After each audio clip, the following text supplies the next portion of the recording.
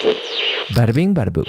A lot of people who have dated hockey players have been very active on social media platforms as of late because of the 2018 Ice Hockey Canada essay scandal, where a victim, M, has accused 5 pro ice hockey players of gang essay at a Hockey Canada gala in a hotel room. She says that after these players went to this massive gala hosted by the organization Hockey Canada, she met them at a bar, went back to one of their hotel rooms, consensually had intimate relations with one player, and then all of a sudden there's like 10 to 16 players inside of this cramped hotel room, and they are gang essaying her.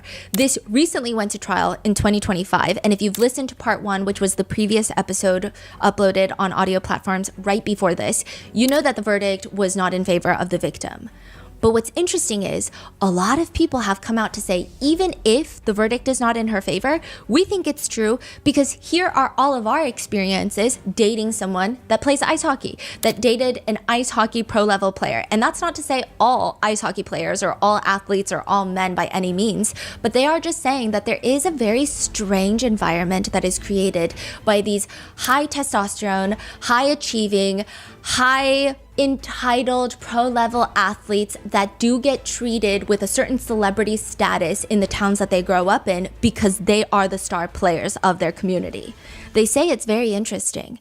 And along with those stories, a lot of other women have been coming forward with their own stories of being essayed by pro athletes, saying that no one really believes them. And in fact, people are saying, well, there's no way that you didn't want it because they're a pro athlete. Everybody wants them. Like, who would say no at the chance of sleeping with this pro level athlete because they're rich, they're loaded, they're attractive, they're very competent in their abilities. They have legions of fans who would foam at the mouth to have an hour with them alone. Of course you would say yes. It doesn't even make any sense. These are the arguments out there. But perhaps the biggest story that has been intertwined with this case was a woman comes forward and states that years ago, she was dating someone that was part of a team called the Steelheads. This was her boyfriend. He had invited her to this movie night. She went thinking that it was just going to be them two, but when she gets there, all of his teammates are there, and she thought, okay, it's a little uncomfortable, but whatever, it's not a big deal. In the middle of the movie, they decide that they're going to sneak away into the bathroom to have consensual, intimate relations.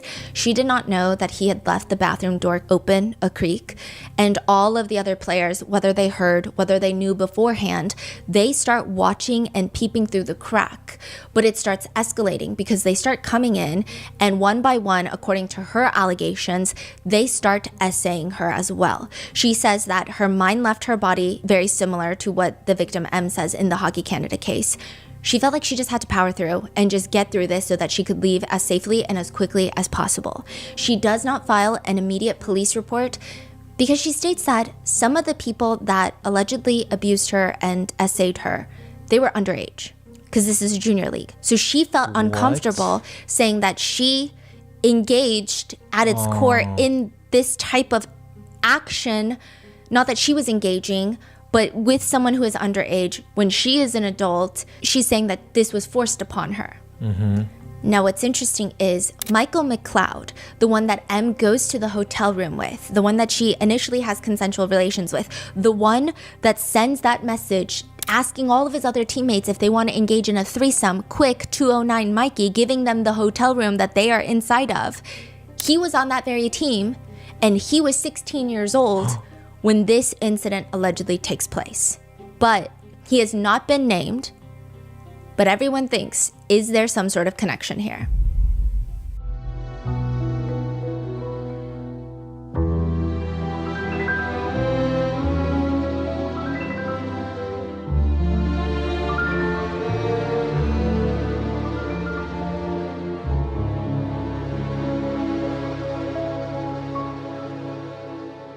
The trial itself feels like a fraternity reunion. That's how a lot of people describe it. You have a bunch of ice hockey players that are 5 accused, and then you've got a bunch of other ice hockey players that were either in the room, that were either in the hotel or at the bar, that are now being called to the stand to testify. And I feel like nobody has any idea what happened that night. Everybody's got a different variation of the story. They can't even get the core facts in line. Everyone has a different variation of events. And even the prosecutors, the defense attorneys alike, they don't like a lot of the same witnesses.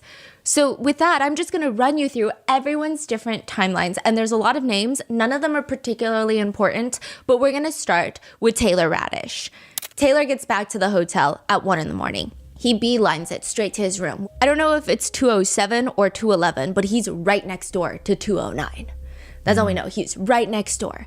He goes home at 1 a.m. from the bar and he's FaceTiming his girlfriend. There's a knock on the door. He opens it up and it's Michael and another player named Boris.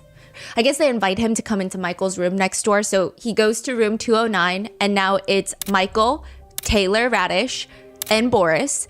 And Taylor says, I just remember seeing a woman inside the bed. She had the covers pulled up. I mean, she had it pulled up all the way to the point where I couldn't see if she was unclothed or not. I didn't even talk to her. Wait, he said that Michael knocked on his door? Yes. So he said Michael left his room. Yeah. But the Michael story that we heard so far, Michael didn't leave the room, correct? Mm-hmm. Okay, I see. So he's like, he came and got me. And then I see this girl. I'm not talking to this girl. I don't know this girl. I have a girlfriend. She's not talking to me. She's just under the covers up to her neck. But she seemed completely normal. She wasn't like, oh my gosh, what are you guys doing in here? It just seemed normal.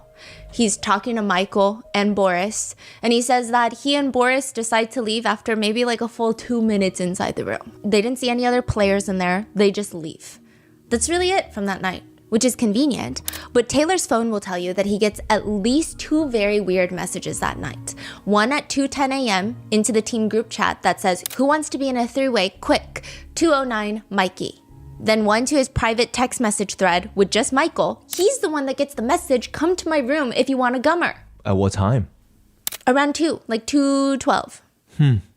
So he's saying that Mike came and got him, but the message just suggests that, hey, come to my room to get a gummer at 2 o'clock. And he's saying that he went pretty early on, but the messages are from way later. He gets to the hotel at 1. These messages are coming in at 2. I mean, the timeline, I guess it could theoretically make sense. It's just a very weird situation. Taylor doesn't remember when he even saw these text messages. He just knows that he was in the room FaceTiming his girlfriend when Michael and Boris come to get him. He goes to Michael's room, stays all but 2 minutes, sees nothing weird, goes back, and then he does see these weird messages, but he doesn't recall seeing when he saw these messages. Ultimately, he's kind of useless. He just says, I don't really have any recollection of what I saw in that room. They try to ask him, I mean, was she wearing clothes? Did you say anything to her? Did you acknowledge her presence? Did she say anything to you? Like, hi? Taylor responds, sitting here today, I don't remember. Even when he's asked about what he felt when he realized there was an investigation into this matter, he states, I don't remember how I felt, to be exact. It's starting to feel like there is some sort of code of silence. I'm not saying that these aren't true. I mean, don't recall. Yeah, this could be very well the accurate set of facts of what happened that night, but it's just a very weird, evasive way of answering questions. Then Boris, the guy that allegedly came to get Taylor with Michael, testifies. He says that he was wasted because it was the championship celebration, but it was also his birthday, so it was like double the opportunity to just get blackout drunk. Anyway, he ends up leaving the bar, going back to the hotel with Callan Foote. Cal Foote is one of the 5 accused. He's the one that does the splits. They get back at 2:23 a.m. So now we can assume that Taylor was on the phone with his girlfriend for about an hour and 30 minutes, at the very least, before someone knocks on his door. So this is confirmed on CCTV. He gets to the hotel at 2:23 a.m. Boris says that as he's walking back to his own room, he runs into Michael, who's outside the room, like outside of his own room, Michael's own room. And he gets invited in. Boris walks in. He sees a girl in the bed with the covers pulled all the way up, and Michael is just asking Boris, do you want a gummer? Boris says he just laughed, but he doesn't respond because he also has a girlfriend at the time. But he didn't see Em reacting in any sort of strange way. She just seemed normal, which we went over. It's because she doesn't know what a gummer is. So why would she have a big reaction? For all she knows, it could have meant like, do you want a piece of gum? Do you want a protein bar? Then Michael leaves for 2 seconds to presumably go next door and grab Taylor to bring him over. Boris stays, which is not what Taylor testifies. But nevertheless, Boris is alone with this girl and she's being very flirty and playful with him. The prosecutors are asking, what do you mean playful and flirty? Like, describe that. What's that demeanor like? And he said, well, I had bought my own pizza. and I brought the pizza in the room, and I was eating pizza, and she was like, can I have a pizza? And he said no. And he's like, oh, she's flirting with me. He cannot recall any other conversation. He cannot recall anything else other than the fact that he recalls it being playful and flirty. But all he knows is that she asked for a slice of pizza, which is the epitome of romance. And like, you might as well be offering a threesome at that point. Like, it's so strange. She's just like, yeah, no, it was flirty. So now Michael and Taylor get back and they talk for a few minutes before Taylor and Boris leave, and they both claim that they stay in their rooms for the entirety of the night. At one point, Taylor does complain that his roommate is Brett Howden, who is one of Michael's close buddies. And Brett just keeps going in and out of the room, in and out of 209, back to their room, back to 209, back to their room. And he was just screaming at him like, can you stop slamming the door? And that's it. M, however, states that she was fully exposed on the bed when the first two players walked in, which now we can put together are Taylor and Boris. Like, they walk in and she's saying that she's fully unclothed on the bed. She's not covered with the blanket. She said that she was feeling very shocked to the point where she retreats to the bathroom. But the guys are arguing, no, she was under the covers. We didn't even know if she was unclothed. We don't even recall her going to the restroom while we were in there. Then another ice hockey player by the name of Tyler Steenbergen, he responds, and he's the one that did the winning shot at the championship when it was down to the 2 minutes. So he's getting drunk. He's being celebrated. I'm sure he's bragging to every single person at Jack's bar. But he testifies that someone on the team had gotten a text message about there being food in Michael's room, which is the only reason that he went. However, no one can really place this text message because the only text message they can find is, hey, do you want a threesome? Quick, 209 Mikey. I don't know if you're just calling people food now. Yeah. But he shows up with Dylan Dubé, the team captain, one of the 5 accused, and Jake Bean. Jake Bean is not accused, but he's the one that was very active in the group chat that was like, no, just tell them the truth, which is we ordered food and then she came and then like, that's not the truth. So he walks in and Tyler says, once we walked in, there were already players there. Carter Hart was already there. This is the goaltender.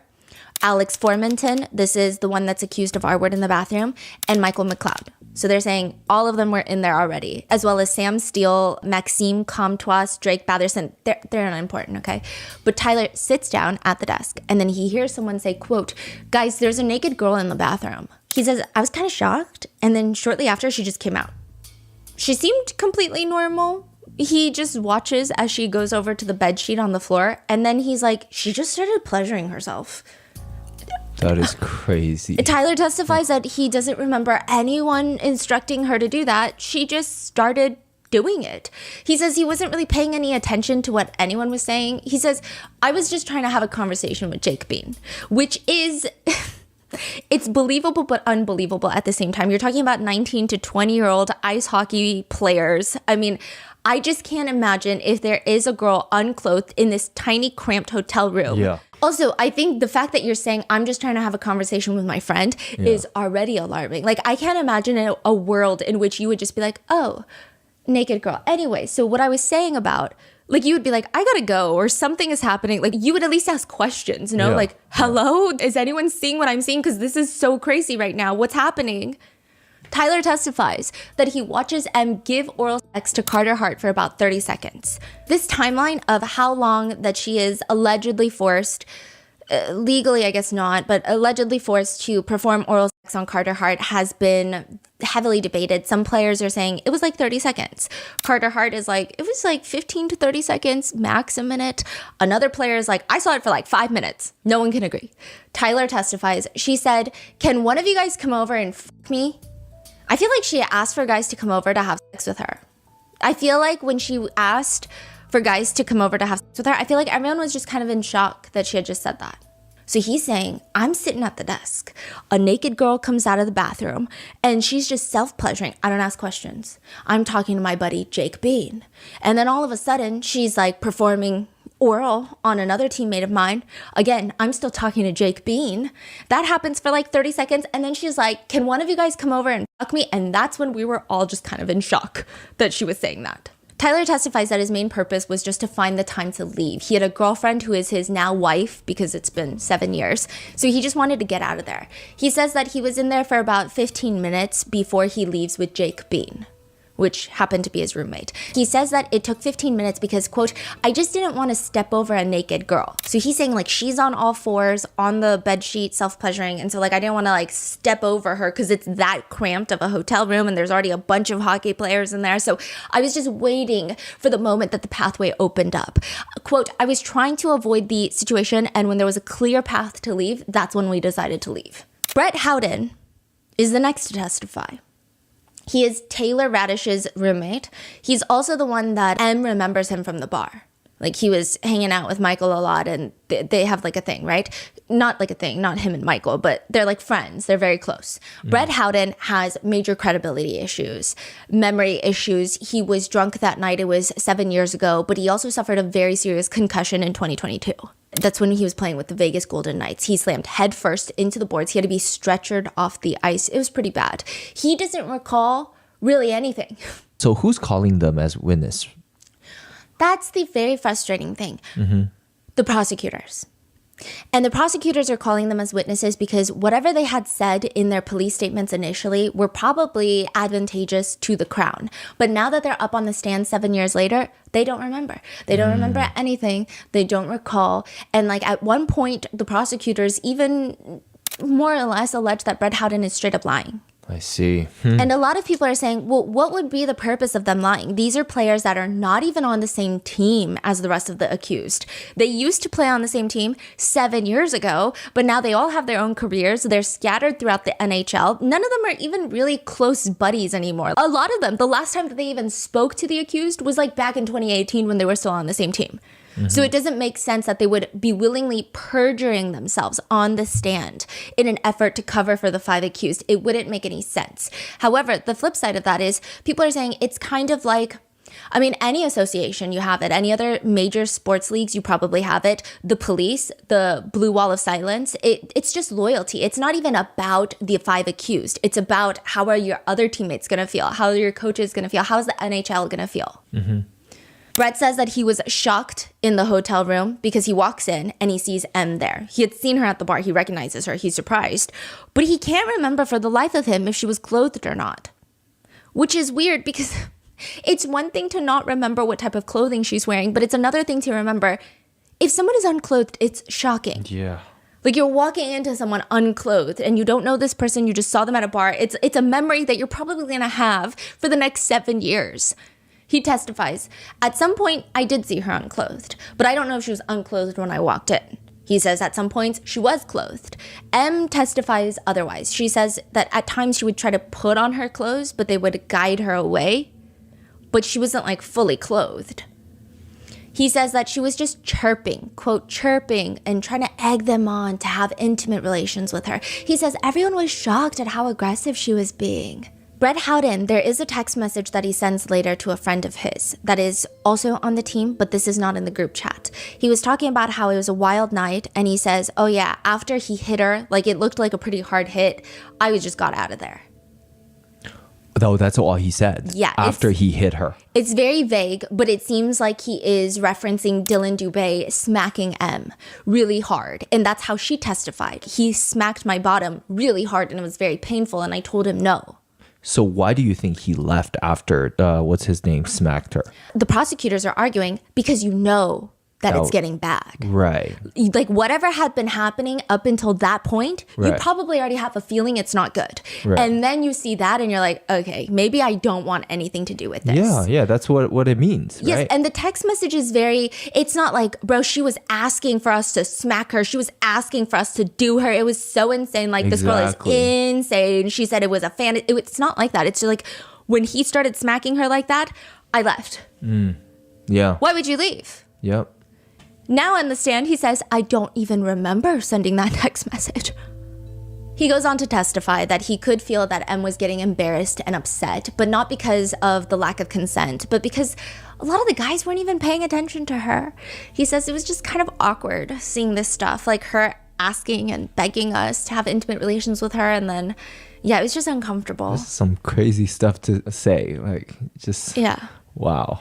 And it's really difficult because I'm sure there are certain instances and very rare occurrences where this happens, but a lot of netizens and a lot of female netizens are saying like, are we watching some like really bizarre porn video? Because no one really behaves like that outside of the context of maybe explicit video creations. Like no one is like, I can't even think of my girlfriends, the drunkest they've ever been, behave in such a certain way. It doesn't make any sense. And there's no evidence to back it up. If there was some evidence, maybe we could say, you know what, maybe that is exactly what happened and we don't know. But there's no evidence. Yeah. There's no text messages from that time between the players saying, oh my gosh, she was so crazy. Wasn't that crazy? I've never had a girl asking to bang the whole team. There's no evidence of her begging. There's 2 videos of her consenting. How come they don't take a video of her begging to have the whole team do stuff with her? Yeah, exactly. I think text messages are way better proofs from that time than whatever they're saying today on the stand. And all their text messages is very incriminating. Even the come quick for the 3-way, like anyone want a threesome? Quick. It's giving quick because there's a girl in here. We can try to convince her. Versus, there's a girl in my room. You're never going to believe it, boys. Like, she wants to do the whole team.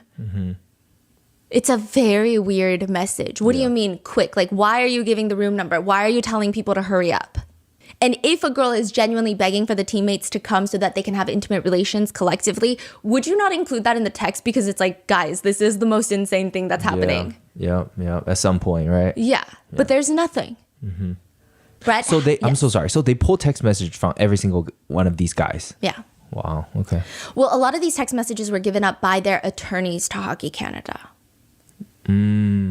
I see. Ah. Yes. Okay. It's not like all their phones had a forensic extraction. Fascinating. Yeah. So they're like, selected. Yeah.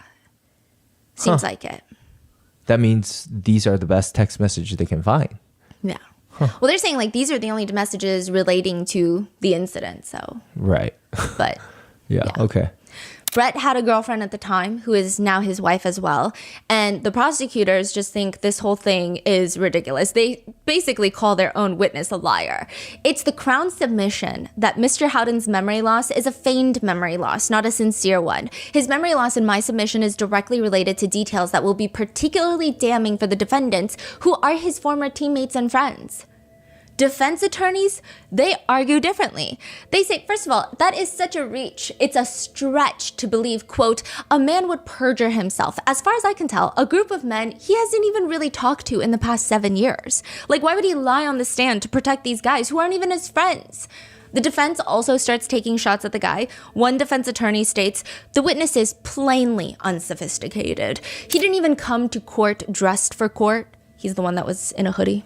He is inarticulate, a poor communicator, careless with words. If anything, we may all say at the end of the day, this witness is generally useless, but he's certainly not helpful to the defense.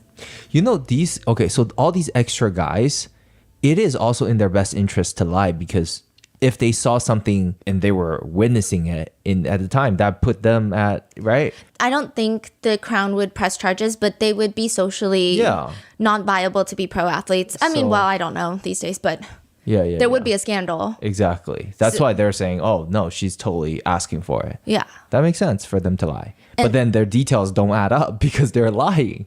And I do just want to put a quick disclaimer out there. I don't even think that most netizens disagree with the final verdict. I think people wish it was different. I don't think anyone is saying we need to appeal. Even the Crown, the prosecutors have come out saying that we're not going to appeal. In fact, the prosecutors came out to say, we told M before this, it's going to be tough to get a conviction. It's not impossible, but it's been 7 years, and it's not even M's fault. The police dropped the ball in 2018. They closed the case in 2019. They didn't do a thorough investigation. A lot of the potential evidence that could have been there is no longer there. There's just not enough statements from any of the accused. Like, there's really not much that people can go off of. Everybody was drunk at the time. It's been so many years that have passed. To get a conviction is going to be really difficult. M said, I just want to do it because I want to stand up for myself. Like, even if I don't get a conviction. But the problem that people have is, regardless of the end result of the verdict, this trial was the most infuriating thing ever. All the defense attorneys are asking M, why are you such a skank? Like, that's basically what they're asking her. For 7 days of cross-examination, it feels like the most backward way of handling a trial. The judge herself is victim shaming throughout her 91-page verdict. All the defense attorneys are kind of asinine. Like, it's just a very shitty situation. And I think people are more upset about that. I think if the judge had come out in her verdict and stated, this is not the law. The law is hard. It's hard to get someone for essay in the letter of the law. Should we change the law? That's a conversation for another time. However, we as humans, we as the society, could probably do a lot better at informing people what consent is. Because the thing is, it's supposed to be enthusiastic consent. Consent is not implied. Consent is like very enthusiastic. If you ever have to wonder if someone is consenting, you should probably confirm. Like, you should probably ask for consent. And so like that would have been a moment for her to say, they're not guilty because this is the way the law works. However, these are things that we could probably work on. Like, it could have been a powerful moment. But instead, all she said was, I found the witness unreliable. So you're just saying that this is a very, very shitty situation, very poor investigation, very poor evidence, very poor witness. There's just no way in the court of law to make a case. Yeah, I will say there is, I don't know if there's reasonable doubt. I think that it almost becomes an opinion. There's no way to say factually there's no reasonable doubt. I think it's an opinion. Like, if you have to have someone film consent videos, I don't think there's reasonable doubt, but that's my opinion. So I don't think opinions really work in the court of law. But by the letter of the law, I don't think a lot of legal experts who are actually on the side of the victim, they say it would have been very difficult to secure a conviction. It actually would have been feasible with a jury, but not with a judge, because the judge has to follow the law and the judge has to give reasons why. The jury, they don't have to. As long as it's unanimous, they don't really have to say, hey, this is why we found you guilty or not guilty. But the judge, she has to back it up. Wow. So they're saying, yes, with the letter of the law, it would have been very difficult to secure a conviction. To change the letter of the law, that's a different conversation. But they're just saying the way it was handled on all fronts, even before the verdict came out with these defense attorneys, everyone, it was just bad. The way that the defense attorneys were going in on her was the most intense thing ever. They're going to accuse her of all sorts of rape myths. They're going to say that she liked the attention. They're going to say that she was asking for it. They're going to say that drunk M likes to have fun. Drunk M likes to do things that sober M would never do. But one thing that Brett Howden, the reason that his testimony was important for a lot of people was he does state that near the end, as he's leaving, he states that he heard M, quote, weeping. That's the word he uses. Wow. Michael also has a timeline that he gave to the police. He doesn't testify, only one of the 5 testifies. Michael had told the police back in 2018. He says after he and M had these intimate relations, some of the guys come into the room. So we think that he's talking about Taylor and Boris. He leaves her with them so he can go downstairs to get the Uber Eats that he ordered, the food he ordered. And when he comes back up, he sees M giving oral, intimate relations to Carter Hart. He says she seemed completely fine with it and other guys were just kind of hanging out on the bed. It was kind of a little different, but we ate the food, we hung out, we had chicken wings, and after that it didn't last too long. The blowjob didn't last too long. And then we just kind of hung out for a little bit. We were really drunk, but we weren't blackout drunk by any means. Like, we all had our heads on straight for the most part. Michael says it was just weird that she kept begging everyone to have intimate relations with her, calling them pussies for not doing it. He says that they were all just looking at each other like, this is so weird. No, you do it. No, I don't want to do it in front of everyone. You do it. Michael claims M started getting upset. Nobody wanted to have intimate relations with her. And he says, I had to kind of calm her down and kind of say, are you okay? I told her, we're not going to have sex with you because no one wants to have sex in front of 9 other guys. It's not because you're not hot. He keeps insinuating that she felt like she was not hot enough for them to want to have intimate relations with her. Is this crazy to hear as a woman? Yeah. Yeah. What? Yeah. Wow. Yeah. And I think as a woman, I mean, she was young, 20, right? I've been 20. I don't recall ever a time being in a room full of guys that I've never met before. And for the first time, no matter how drunk I've been, I don't think there would be a situation where even a shirt comes off because I would just feel very vulnerable. Yeah, exactly. So for her to just be on all fours, they keep describing she's on all fours, self-pleasuring on the ground, just begging us. And we're just we don't want to. That's the vibe that they're giving. He says later we're hanging out again and she's feeling better. And she was then now like offering to give everyone blowjobs. So I got one, Carter Hart got one, maybe Dylan Dubé got one. And then he says, yeah. And then afterwards, she had intimate relations with Alex Formanton, my roommate, in the bathroom. And then after all the guys leave, they have intimate relations once more. And then she ends up leaving. She got on the bed naked and said, okay, who's going to have sex with me? Like, you guys are pussies. Like, none of you guys want to have sex with me. Do you get the sense the guys are coming because they know there's a naked girl in the room who's doing sexual favors for people? I mean, like, I don't know how guys kept showing up. Alex Formanton also testifies. Well, he doesn't testify, but he states in his first police interview. He says that he had walked into the room. This is his room that he shares with Michael McLeod. And he sees a woman just sitting on the bed, and there's like a bunch of takeout boxes around her, which is inaccurate. There's no takeout boxes around her. They were showing the judge the CCTV video of Michael McLeod picking up the takeout. Mm-hmm. It's hardly enough to have takeout boxes all over her or takeout boxes filling the room. It was a very limited amount of food, which also begs the question, why are all the teammates coming to his room for this so-called food party when there's barely any food? Right. How many bags was it, or how many? It seems like one little takeout bag. I see. He says he walks in, there's food all over the place, like takeout boxes, and she's fully clothed at the time, talking to the other players. And then eventually she's like begging everyone to have intimate relations. She's performing oral sex on Carter Hart, Dylan Dubé, and Michael McLeod. And then ultimately he was like, you know what? If no one's going to do it, I'll do it. Like, I guess, whatever. Why not? I don't have a girlfriend at the time. Wow. So he's like, but I don't want to do it in front of everyone. He claims that M guides him to the bathroom where they have intimate relations, and then he takes a shower and she walks back out into the room. I volunteered, but I obviously didn't want to do it in front of guys. I found that very awkward and weird. So we both walked into the washroom, and that's where we had intercourse. And what happens after that? After that, after giving oral sex to Mikey, she was on all fours on the floor of the hotel room saying, like, is anyone going to do anything to me? And that's, at that point, she was playing with herself and saying, like, is anyone going to bang me? Like, this is embarrassing that you have a naked girl in front of you and a bunch of guys in the room and no one's going to do anything. And that's when pretty much everyone was still iffy of doing anything in front of the guys, because we found it pretty awkward a situation. Mm-hmm. And at that point she started to get like a little bit frustrated, saying like, well, I'm going to leave and put my clothes on if no one's going to do anything and stuff like that.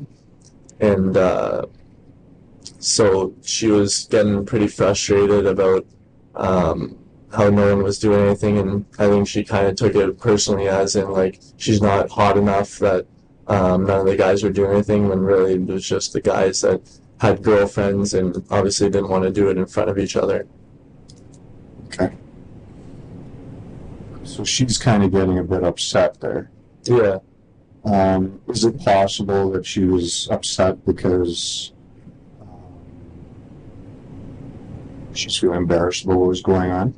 I think she was embarrassed that no one did anything to her. Like, I think she was maybe embarrassed that she thinks she wasn't hot enough and that no one gave her the attention while she was sitting there naked. But really it was just because everyone had girlfriends and no one found it like not awkward to do that in front of people. So the way that these witnesses are coming in, they're saying she never seemed like she was non-consenting. She didn't seem like she was having a bad time, other than Brett Howden sending that text message of like, I left after someone hit her on the bottom really hard.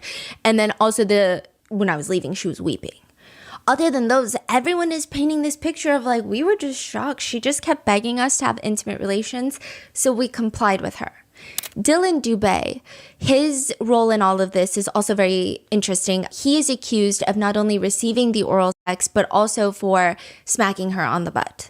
Mm-hmm. Which is that say, because she's not consenting, or allegedly, right? But Dylan had told the police previously, I mean, she was coming at us almost. I don't want to say it like that, but I feel like she was like chirping at us for not doing anything with her, which I thought was weird. I hadn't seen that before. Dylan says that after Carter Hart received oral, Dylan's thinking, why not? He says, quote, I might as well. He says he pulls his pants down and, quote, she came up to me, she gave me oral, I guess you could say for probably, I'd say like 10 seconds maybe. Then I kind of knew it was a bad idea. Which, what do you mean you kind of knew it was a bad idea? What does that mean? Right? And he says, I didn't want to be a part of it, so I just kind of stumbled back. A part of what? Exactly. So he steps backwards. The oral sex, according to him, stops at that point. And Tyler testifies that he did look up to see Dylan around that point smack M on the butt. He says it wasn't hard, but it didn't seem soft either. Whatever that means. He says the overall mood was playful, like foreplay, light spanking or patting, nothing abusive by any means. Dylan Dubé also gives a statement to the Hockey Canada investigation, and he says that he was very drunk. He does recall some parts of it, like the performance of the oral sex. It was very brief. He wasn't into it. She just kept begging more people to man up, if you will, and do it with her. At one point, he does recall that he was holding a golf club. And remember, M had said that everyone was saying, how many golf balls do you think we can put inside? Or like if she can take the whole club. But all the guys are like, nobody said anything like that. Dylan Dubé is like, I was holding a golf club because they had a golf tournament the very next day. So a lot of the guys brought their golf clubs. And he said he was holding a golf club, just messing around. And she at one point says, are you going to fuck me or play golf? He didn't want to have intimate relations with her. Quote, I was off put. I didn't want to have sex with her in front of people, so I slapped her on the bum once or twice after she said that. He's arguing that him smacking her on the butt was a playful, flirtatious, like, she's like, are you going to do me? And he's like, I'm not going to do you. Smack, smack. M testifies that's not at all what happened. She testified it was while she was performing oral on the floor on these people. Like there was no entertaining factor. Like it was not funny. Like it was not a joke. It was not flirtatious. It was not playful. Dylan Dubé states to the authorities that he believed M wanted to be there more than any of the other guys wanted to be there. She was allegedly saying things like, this is embarrassing that you guys have a naked girl in front of you and a bunch of guys in the room and nobody's gonna do anything. Like, what's happening? They said that she was getting a little frustrated, saying like, well then I'm gonna leave. I'm gonna put my clothes on if nobody's gonna do anything. Things like that.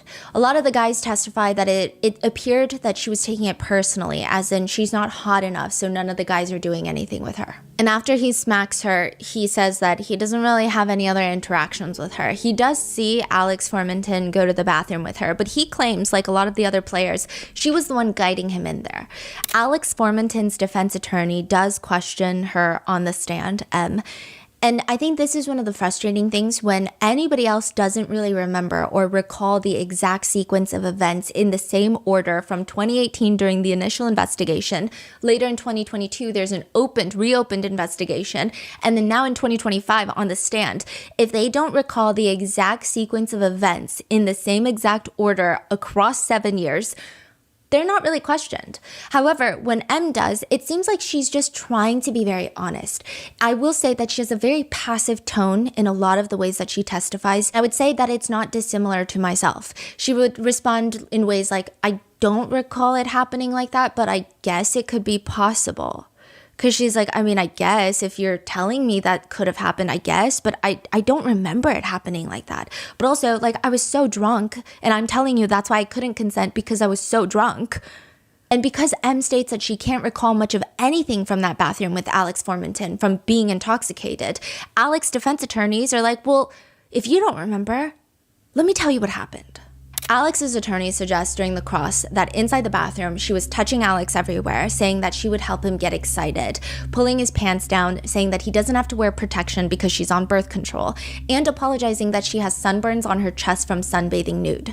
M is asked about all of that, to which she responds on the stand that yes, she was on birth control at the time and she did sunbathe in her backyard, but again, she doesn't recall saying any of that. But quote, I have no memory of any conversation with him.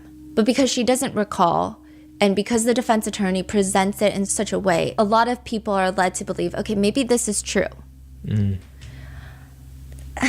I don't know. What I will say is Alex Formenton's attorneys are the ones that I don't want to say are the reason, but are directly related to why both the jurors were dismissed.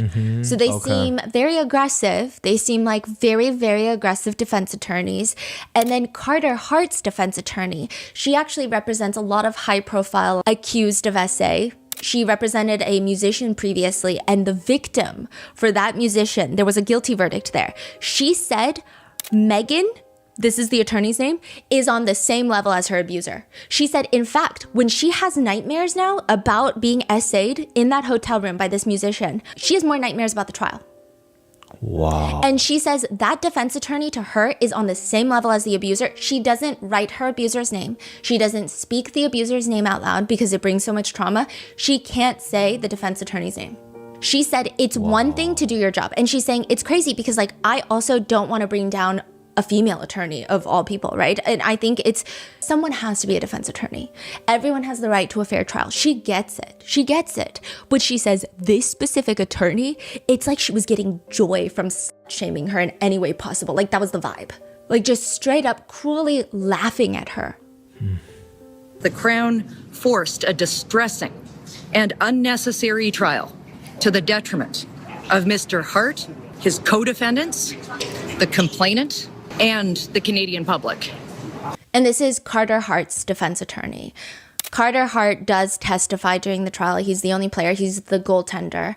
And he states, I was pretty excited. I'm 19 years old. There's a naked girl in the room that was doing things willingly. I mean, it was something that I had never seen before. In fact, out of everyone in the group chat, he's the one that responded very quickly, I'm in, to the threesome message. So he gets to the hotel room and he sees a girl naked on the bedsheet on the floor and she seemed to be enjoying herself. He says that he took off his pants and she was helping him, he claims, and he had engaged in oral for 30, 60 seconds. He said that he wasn't able to fully maintain the state down there because he was feeling very uncomfortable. I mean, like all of his teammates are there, they're watching. The whole situation was just weird. So he stopped it by backing away. And then that's when she starts complaining like, what's wrong with you guys? There's like a naked girl in the room with you guys. Carter ends up texting another player at 3:27 a.m. His name is Dante. He says, get to 209. So he's telling another player, come to this room. And he's asked during the trial, why did you text another player who's not in the room, get to 209? He says, well, at that point, she's like begging for intimate relations. And Carter knew that Dante didn't have a girlfriend, so maybe he thought he was interested. I'm just trying to help her fulfill her wish, basically. Carter says there's no way anything strange was going in that room. If he even got the inkling that it was non-consensual or something weird was happening, I can't see why I would have stayed in that room, is what he says. I would have said, don't do that, or stop, or I would have just left. You have to remember, a lot of ice hockey fans are really upset with this case, and it's not just because this case lives in a vacuum. I think especially a lot of Canadian netizens, they're going online and saying, see, that's the problem. I don't believe a single one of these, they use other terms, I don't believe a single one of these fuckers, the accused, because if you've ever been to an ice hockey game that is anywhere on the junior league or like the pro level, you know how these players are acting. Right. Like there's no way you can tell me that this did not happen. Right. Like this is the culture of ice hockey. They do not respect women. They think every girl is a quote unquote puck bunny. Right. It's basically like a groupie that's willing to do anything for an ice hockey player. That makes sense, yeah. So they're just saying, like, I don't believe you. Like, even if there's no evidence, I don't believe you. Right. I don't believe a single word that you're saying. Like, and also, it's very non-committal. If there was non-consensual gang essay happening, I would have said, don't do that, or stop. It's giving, no, you wouldn't have. I don't think you've ever said those words. Right. That's just my personal opinion. He's asked about the group chat. Because the Crown is saying that group chat is weird. You guys are trying to make up the story. You guys are trying to get on the same page about the narrative before you're questioned by anybody. He says, no, everyone was just trying to get on the same page about what they were going to say, about what happened in that room. Does that not mean that you're trying to... But then he's like, no, we were just telling the truth. We were all just saying everyone should tell the truth, basically. And the truth is, they claim, she wanted it. She was asking for it. M's version of events is that the players kept egging each other on, saying things like, someone have sex with this girl. So she's saying that she's She gets out of the bathroom. They put a bed sheet down. They're telling her to self-pleasure herself, and she is very fearful. She's also very drunk, so that's exactly what she does. She starts doing what they tell her to do. She's self-pleasuring, and then she states there's now just a bunch of private parts in her face, and there are commands that she hears, such as suck it, spit on it, and so at that point, she performs oral on 3 different guys, and then she hears them saying things like, someone do this girl, like someone have sex with this girl, and she's testifying, like it just felt like that was the next step of what I needed to do in order to get out of this hotel room safely. That's exactly why she goes into the bathroom with Alex Formanton. She's like, okay, maybe once I do this, everything will be over. And the defense attorneys just use any sort of memory gap from M to prove their point. During the cross-examination, the defense attorney suggests to M that she was probably alone with Michael for about 10 to 15 minutes after they had intimate relations, prior to any of the other players coming into the room, which means they're asking her, why did you stay? Which is a crazy thing to ask, but they're like, why didn't you leave? Why didn't you go put your clothes on? Why did you stay unless you were perhaps waiting for the other players to come into the room? It's kind of a wild conclusion to make. A lot of people don't really jump out the bed right after intimate relations when they're super drunk and get an Uber. Usually they're trying to calm down and relax a little bit before they get an Uber. It's just very strange. M disagrees with all of this, and she's saying, no, her recollection is clear on that. First of all, she doesn't even recall there being like a 10-15 minute span that she was alone with Michael after the intimate relations. She said she's unclothed on the bed. 2 guys walk in. She feels uncomfortable. She goes to the bathroom and more guys are walking in. And then the defense attorneys clarify with her, well, why did you go to the bathroom where your clothes are and not put your clothes back on? No one told you to come out of the bathroom naked and sit on the bed, right? No one told you to keep your clothes off.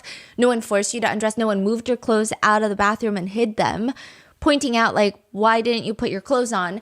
Again, I guess maybe it's a logical question to ask, but it just feels like another rape myth is what a lot of survivors are saying. Like, why are we asking all of these accusatory questions for the victim when there are so many different nuances in each specific scenario that these types of incidents can occur? You wouldn't be able to comprehend it. M testifies that after the 2 guys had walked into the room already, so we're assuming Taylor and Boris, she was unclothed on the bed and she started separating from her body. That's how she describes it. She did a lot of things that she doesn't even quite understand because it felt like her mind was floating to the top corner of the ceiling like a CCTV camera view, and she's just watching these things play out. She feels like she has no control, no choice. It feels like she's just going through all of the motions that she thinks that they want in order to get out of there as quickly as possible. It's not her doing what she wants to do, it's her doing what she thinks they want her to do. She says, quote, I didn't know these men at all. I don't know how they would react if I did try to say no or try to leave. My mind just kind of shut down and left my body to do what it thought it needed to do to keep me safe. That's it. She says it was really confusing to feel herself disassociating like that. She says, quote, I could feel like I was watching my body doing this and acting like I'm liking it and doing what they're wanting to see from me. And it was confusing to know if I was liking the attention or not. Which is the next huge point of contention. It actually is almost a thing where it feels like if you are accusing anyone of especially an SA crime, maybe it's better to lie on the stand. Like that is how survivors feel, because SA is so nuanced, even though at the end of the day you did not consent, and most normal people would agree that you did not consent. If there is anything where you try to be too open, too honest about the experience of like exactly how you felt, it's going to be used against you. So this one phrase blows up in M's face. M admits that, okay, maybe it was possible that she was flirting with the guys in the room. I mean, she doesn't really recall. And this is like a huge thing. The whole question is, this is how it goes down. Did you flirt with them? No. But you just said you don't remember anything that happened during that time period. Yeah, I don't remember, but I don't think that's something I would do. But how would you know because you don't remember? I guess it's possible that I could have flirted with them. So you think that it is feasible that maybe you were giving them certain signals. I mean, yeah, I guess it's feasible. So it's just like this rabbit hole of like, you're saying you don't remember, but like, because you don't remember, now I can say, is this hypothetically a situation that could occur? But if you can't remember, you can't rule it out. Yeah, that's a tactic, right? That's a professional tactic from these lawyers. Yeah. And you have to remember, because, I mean, you must. A lot of victims stated that they hate being on the stand because it just feels like these defense attorneys are there to break you. The whole point is to exhaust you until you start agreeing with them because you feel like that's the only way out of the courtroom. And you just want this to be over with. Wow. I will say that in her initial police statement, she did say that in the beginning she was liking the attention for a little bit, but it does appear that it's vague, it's nuanced, it's not particularly time sensitive. Like, we don't know when she felt that way. And even if she felt that way in the beginning, does not mean that she consents to everything else that happened that night. So I don't even really know why this is a huge point of discourse in the courtroom, but the judge, she thought it was. She's saying, well, if you like the attention, I mean, what does that say about you? That's basically how she's insinuating it. This was like a huge point in the verdict as well. M testifies that if she was being assertive, it was just because she adopted this personality that it seemed like the players wanted. She just wanted to do what they wanted so that she could get out of there safely. She didn't feel like she had a choice. She just wanted to get the hell out of the hotel room. And so at one point, the defense attorney gets her to admit that perhaps she had taken on a porn star persona. I think what they're trying to do here, and I don't know, maybe this is the truth, but it feels like what they're trying to do is, you are saying that you felt traumatized, but you are adopting this very sexually aggressive persona to perhaps protect yourself. But these guys, who the defense attorneys love calling boys, but these boys, they don't know that. They just see this sexually aggressive persona that you're putting on. You might be protecting yourself, but to them, that looks like consent.